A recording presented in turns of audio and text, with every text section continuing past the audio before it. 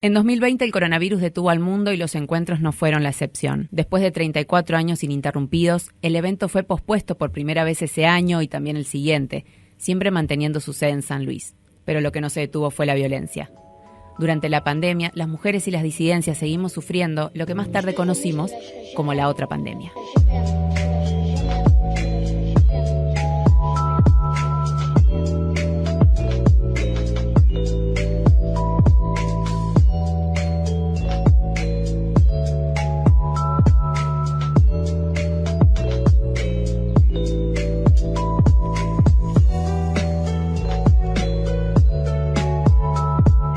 Durante el aislamiento social, algunos crímenes y delitos bajaron sus cifras, mientras que, en cambio, los femicidios se mantuvieron dentro del rango de los últimos años. Es decir, que para mujeres y disidencias, el hogar puede llegar a ser el lugar más peligroso. Es terrible. Estamos, de alguna manera, ante un escenario parecido al que nos encontrábamos previo al 3 de junio del 2015. No sé si recuerdan, por ese entonces hubo una joven de Rufino, Santa Fe, que fue asesinada por su novio en ese momento, enterrada en el patio de su casa. 14 tenía Kiara. 14 años tenía Kiara, y ese femicidio, junto con otros de mujeres jóvenes, fue el que despertó esta convocatoria, esa masiva movilización que hizo que cientos de miles de personas recurriéramos a las plazas públicas a exigir ni una menos, a pedir que paren de matarnos. Escucha bien, un crimen cada 35 horas durante la cuarentena. El aislamiento multiplicó los peligros y muchas mujeres quedaron literalmente encerradas con sus agresores. La cifra sigue siendo alarmante, un femicidio cada 35 horas en nuestro país, y durante el año pasado, el 2021, 251. Los números dan cuenta justamente de la situación que atraviesa la Argentina y que fueron relevados por la Oficina de la Mujer de la Corte Suprema de Justicia. A partir de abril del 2020, según datos del Ministerio de las Mujeres, Géneros y Diversidad, los llamados a la línea 144 de asistencia frente a casos de violencia de género aumentó en promedio un 18% con respecto al año anterior. Estas violencias son ejercidas sin distinción de clase social, de esfera cultural o de situaciones económicas, es decir, responden a una estructura patriarcal que sostiene esa desigualdad. Por eso no podemos hablar ni reducir estas violencias a causas aisladas o individuales, sino que tenemos que entenderlas como un problema político y social. Desde el 3 de junio del 2015 hasta mayo del 2022, más o menos, por ejemplo, se registraron un total de 1.995 femicidios. En todos esos femicidios, las características que se van dando es que más del 60% fue cometido por parejas y exparejas de las víctimas. En más del 60% de los casos, el lugar físico de los femicidios fue la vivienda de la víctima. El 45% sufrieron alguna vez, al menos, violencia por motivos de género dentro de sus propios, en su vida doméstica.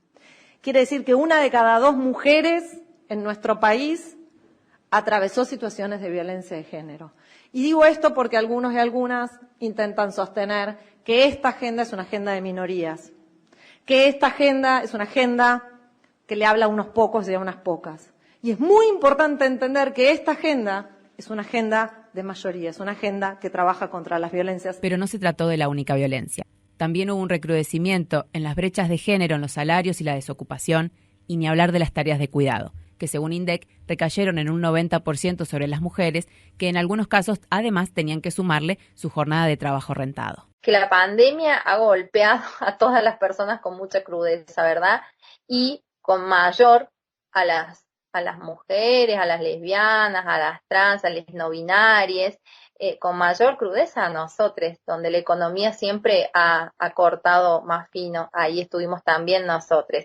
La pandemia y en el encierro ha traído aún más violencias y la imposibilidad, violencias intradomésticas y la imposibilidad de salir afuera y organizarnos. Y para nosotras seguimos en pandemia, porque seguimos teniendo compañeras que trabajan sexualmente, seguimos teniendo compañeras que no pueden ingresar al sistema de salud, no pueden ingresar al sistema educativo, pero porque el Estado tampoco acompaña a que se aplique el derecho de la ley de identidad de género. Entonces nosotras ya veníamos con un montón de cuestiones, siendo una población re vulnerable, y con la pandemia el doble. con las organizaciones sociales estuvimos trabajando y acompañando a esas compañeras que necesitaban ayuda, dimos asistencia, hacíamos comedores itinerantes y estábamos en época de pandemia. Trabajábamos éramos pocas, pero los comedores itinerantes nunca faltaba, roperito tampoco faltaba, movíamos ropa. Nosotras, las que hacíamos todo eso, toda la movida de las organizaciones, nosotros no tuvimos pandemia. Nosotras barbijos, salíamos a la calle a ver la situación de la compañera. También ha salido esta situación habitacional, habremos tenido como 3, 4 compañeras que no tenían dónde vivir. ¿Por qué? Porque se pagaban el alquiler por el trabajo sexual. ¿Qué pasó? No se podía salir, no se podía ejercer el trabajo sexual, entonces había ¿qué hacemos con esa demanda de compañeras que sobrevive del trabajo sexual? Se quedan sin alquiler, se quedan sin comer.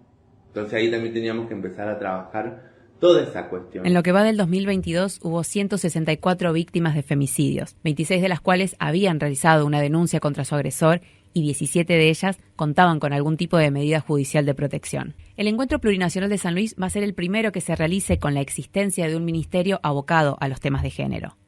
Hoy en día, el principal reclamo al Estado es por políticas concretas para bajar los números de femicidios y travesticidios y también repensar las prácticas de las fuerzas de seguridad y del Poder Judicial sobre estos temas. Lo que evidencia, sobre todo, es la falta de implementación de políticas públicas que abarquen a todos los sectores de la sociedad, evidencian la falta de una reforma judicial transfeminista, donde se considere cómo está integrado el Poder Judicial, cómo están integrados también los ministerios públicos, evidencian que es necesario el derecho a una justicia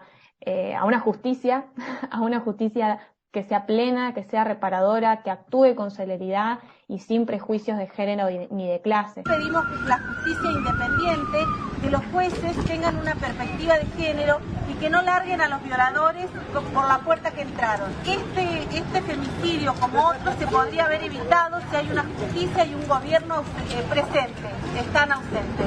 Los gobiernos son responsables. Enfatizamos principalmente en la situación económica que muchas mujeres y disidencias están pasando. Que el tema se instale, hemos logrado que muchas mujeres puedan denunciar, que se animen a denunciar, que sepan que están acompañadas.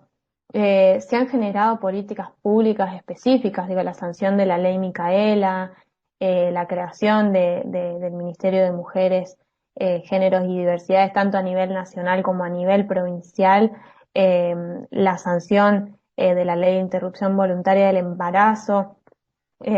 Son todas luchas que hemos venido dando y que hemos ganado y que creo que en ese camino seguimos. ¡Ni una menos! ¡Queremos justicia por cada femicidio y por cada transfemicidio!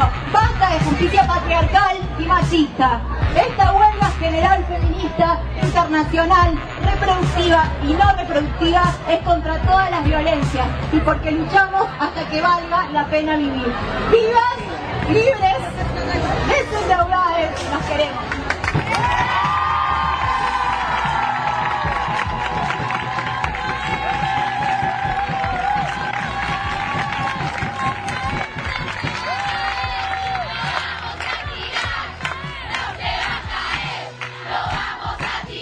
Lamentablemente, la violencia contra las mujeres y las disidencias sigue siendo un tema central en los reclamos feministas y va a ocupar un espacio central en las discusiones de este año. En el próximo y último episodio de Reencontrarnos, les vamos a dar la bienvenida al territorio Huarpe, Comechingón y Ranquel, tierra encuentrera de este año. Muchas gracias por mirar hasta acá, nos ayuda muchísimo que te suscribas al canal, que pongas me gusta, que dejes un mensaje y también que nos sigas en nuestras redes sociales. Hasta la próxima.